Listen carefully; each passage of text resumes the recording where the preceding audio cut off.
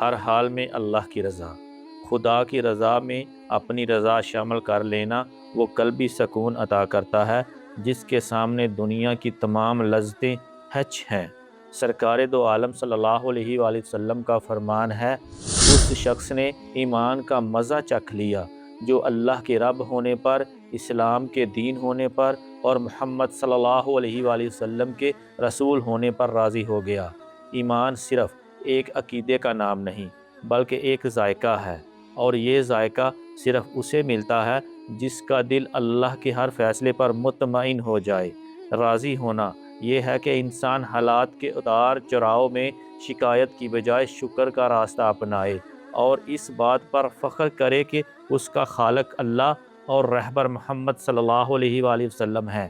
جب انسان اس مقام پر پہنچ جاتا ہے تو دنیا کی کوئی تنگی اسے پریشان نہیں کر سکتی۔